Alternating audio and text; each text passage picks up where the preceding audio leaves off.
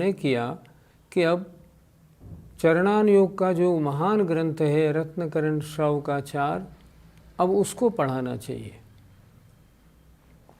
तो आज से रत्नकरण श्रावकाचार का शिक्षण पाठशाला में प्रारंभ हो रहा है। ये कैसा ग्रंथ है, श्रावकों का आचरण कैसा होना चाहिए, इसके बारे में जितने श्रावकाचार हैं उसमें सर्वोपरि सर्वश्रेष्ठ ग्रंथ है रत्नकरण श्रावकाचार। और इसके रचयिता भी आचार्य समंतभद्र महाराज सर्वश्रेष्ठ महान आचार्यों में माने जाते हैं।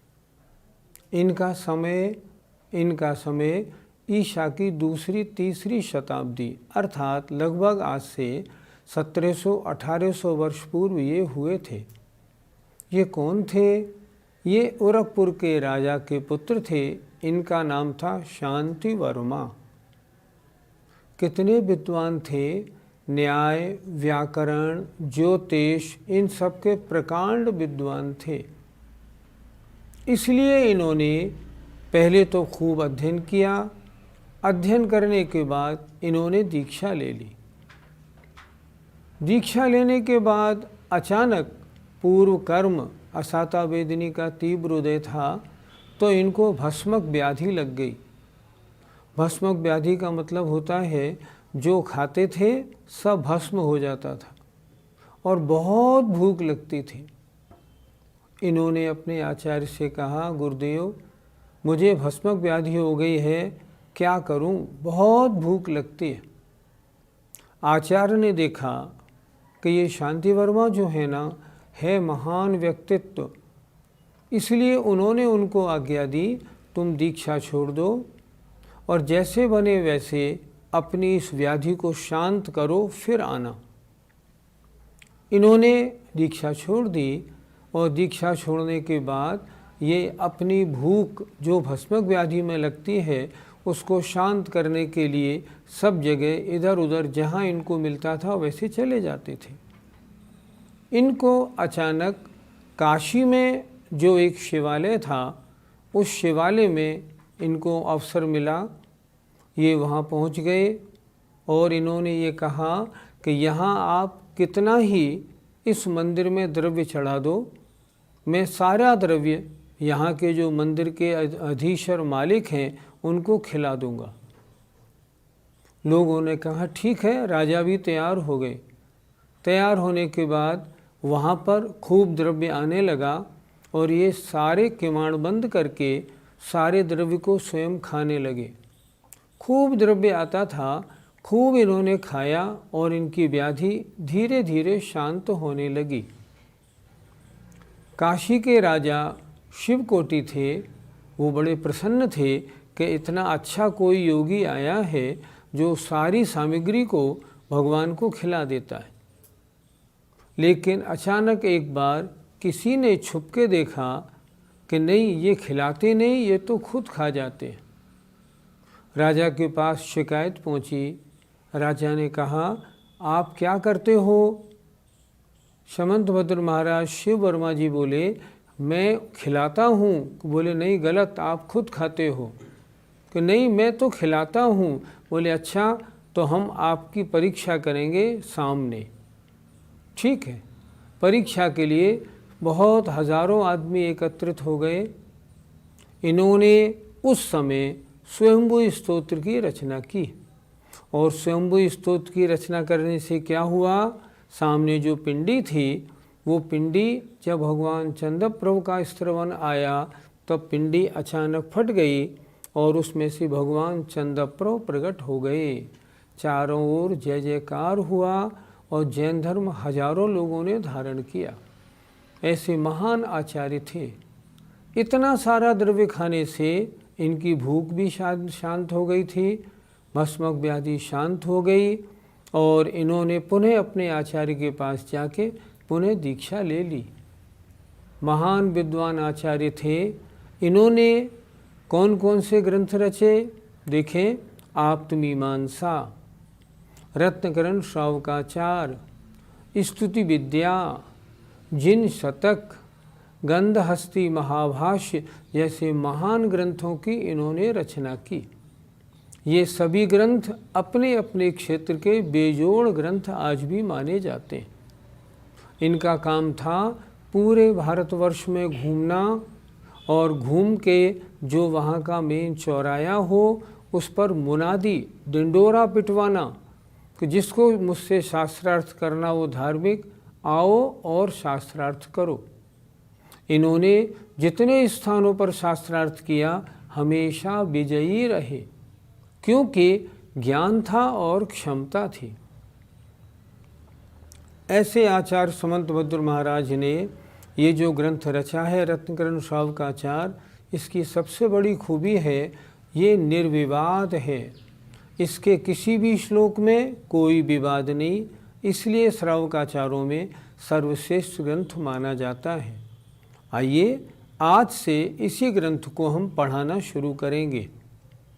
यहाँ चैनल वालों ने एक पट्टी भी चला रखी थी कि जिनके पास रत्नकरण श्रावकाचार ना हो वो एक नंबर हमने दिया था कि इस मोबाइल नंबर पर SMS अपना एड्रेस कर दें, हम उनको यह किताब फ्री भिजवाएंगे।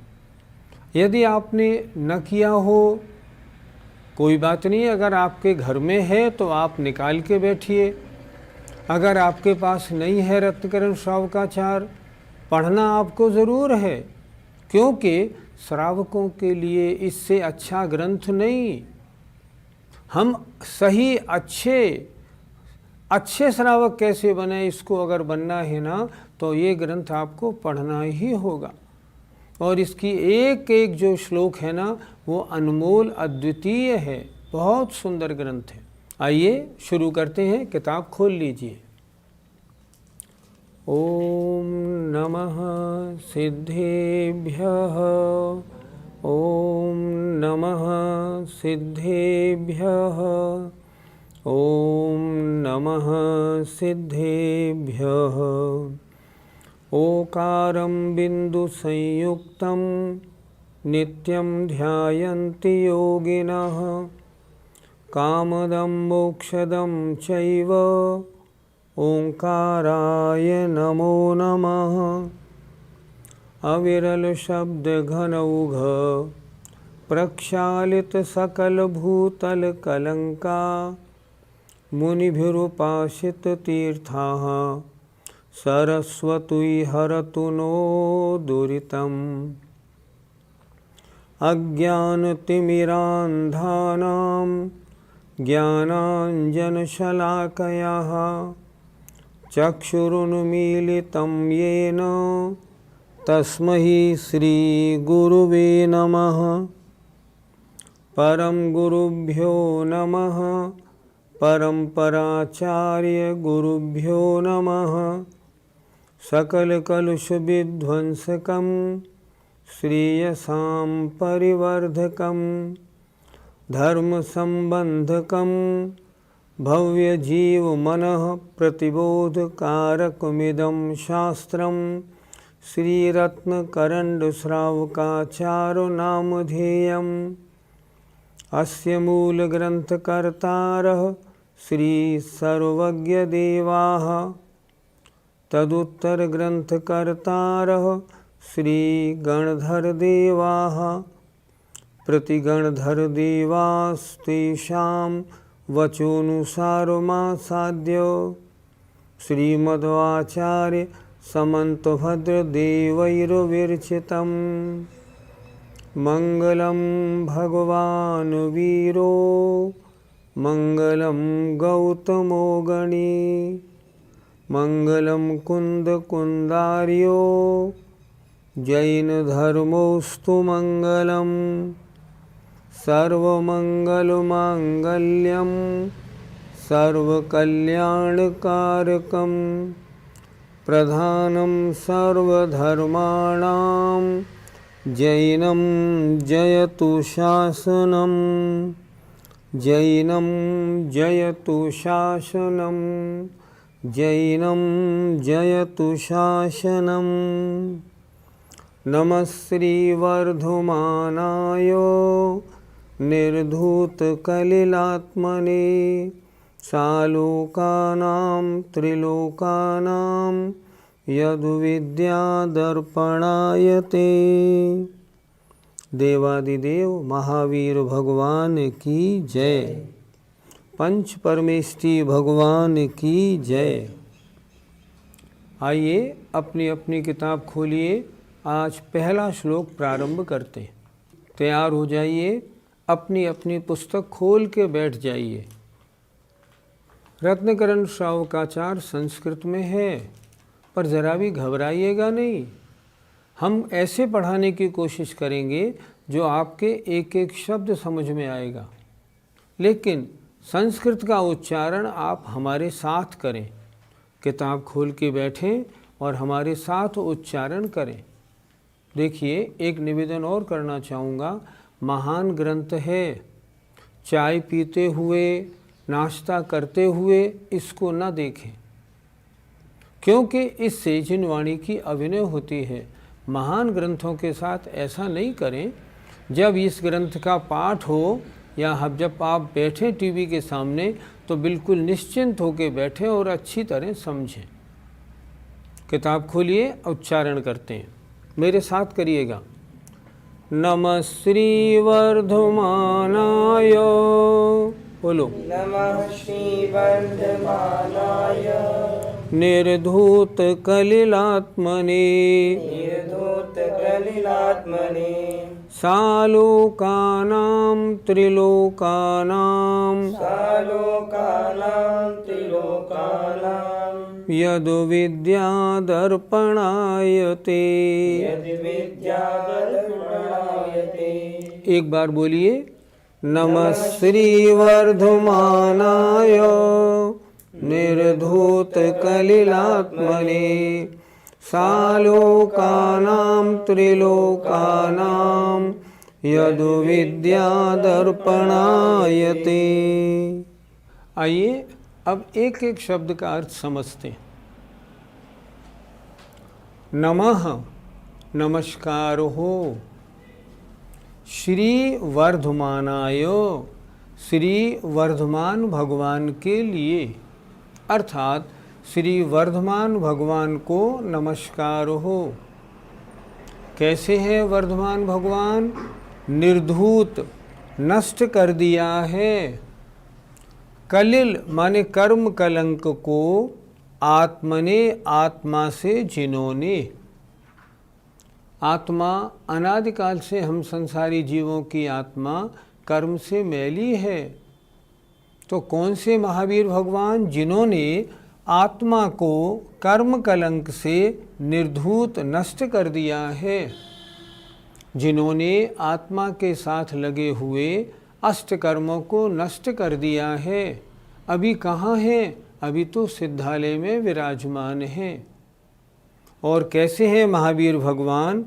जिनको सालोकानाम, संधि विच्छेद करें, स अलोकानाम त्रिलोकानाम, जो अलोकाकाश सहित, देखिए आलोक सहित लिखा है हमने, जो अलोकाकाश सहित त्रिलोकानाम तीनों लोकों को, यद विद्या जिनका ज्ञान, दर्पणायते दर्पण मिरर शीशे की तरह स्पष्ट जानता है, ऐसे उन महावीर भगवान को नमस्कार हो।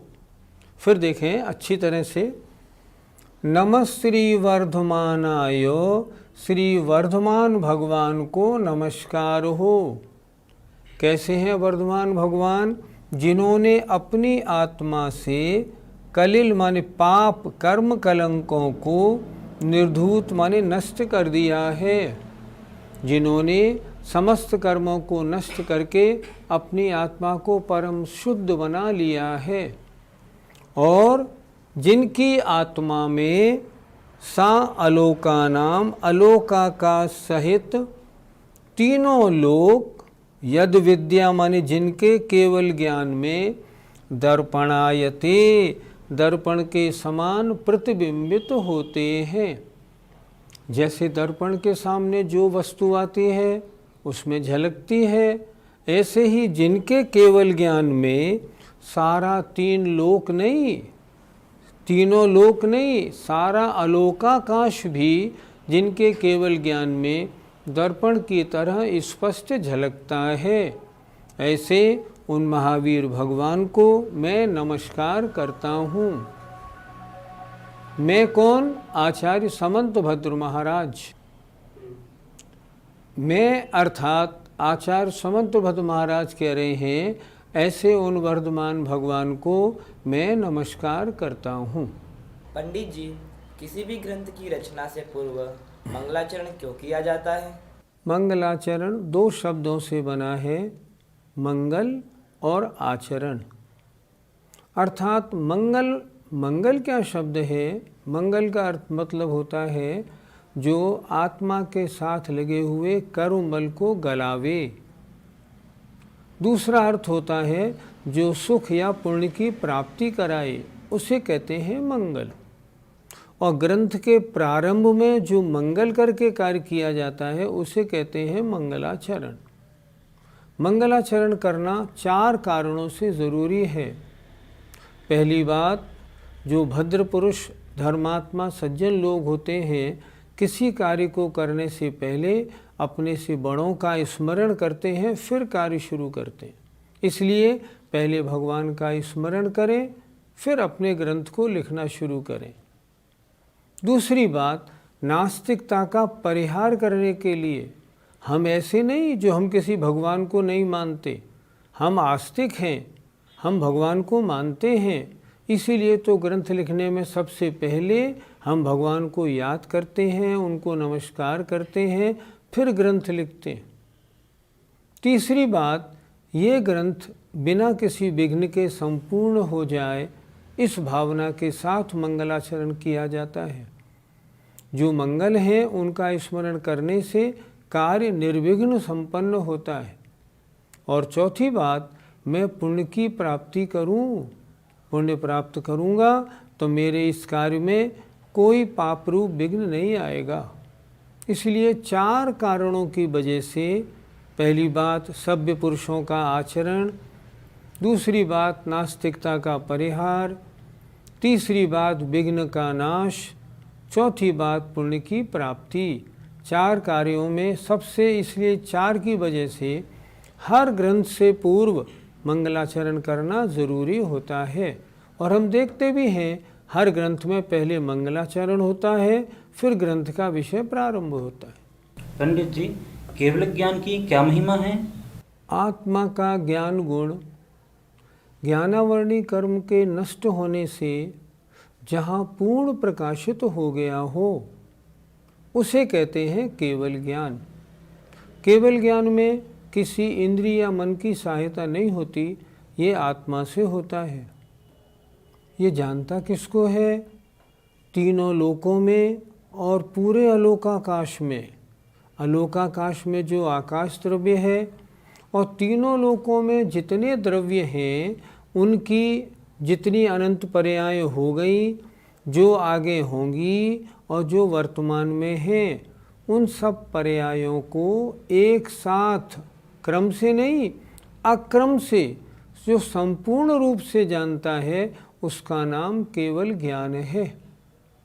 केवल ज्ञान की बात तो छोड़ो, केवल ज्ञान की एक किरण, केवल ज्ञान की एक किरण भी इतनी शक्तिशाली है कि उसमें सारा लोक और अलोक स्पष्ट झलकता है। इस केवल ज्ञान की महिमा को तो हम बारंबार नमस्कार करते हैं। महान है केवल ज्ञान। पंडित जी, अलोकाकाश को भगवान क्या जानते होंगे? आपने ये प्रश्न शायद इसलिए पूछा कि अलोकाकाश अमूर्तिक है, उसमें कोई वस्तु है नहीं, उसका रंग नहीं, कैसे क्या दिखाई पड़ता होगा केवल ज्ञान में। लेकिन एक बात समझने की है, अलोकाकाश एक द्रव्य है, वस्तु है कि नहीं? हाँ, वस्तु तो है। तो ये बोलिए ना, वस्तु है तो ज्ञान में ज़रूर झलकेगी। क्या अमूर्तिक पदार्थों को ज्ञान नहीं देखता? देखता तो है। कैसा देखता है? जैसे हैं वैसा देखता है। आकाश को आकाश की तरह देखते हैं। कौन देखते हैं? केवली भगवान। हम ऐसे ही देखते हैं कि ये अंत रहित है, चारों ओर अनंत आकाश है, उसके बीचों बीच में छोटा सा लोकाकाश है, जिस लोकाकाश में सारा ऊर्ध्वलोक, मध्यलोक और पाताल लोक, 3 लोक हैं। कहा है ना, त्रिलोकानाम। जो तीनों लोकों को स्पष्ट और उनके चारों ओर जो अलोकाकाश है, अलोकाकाश को स्पष्ट देखते हैं। कैसा देखते हैं? ये अमूर्तिक अजीब द्रव्य है, इसमें कोई रूप रसगंध स्पर्श नहीं, और उसका जो परिणमन होता है अमूर्तिक द्रव्य का, उसको भी केवली जानते हैं। इसलिए जो द्रव्य जैसा है उसको केवली वैसा जानते हैं, जैसा आकाश है आकाश को वैसा जानते।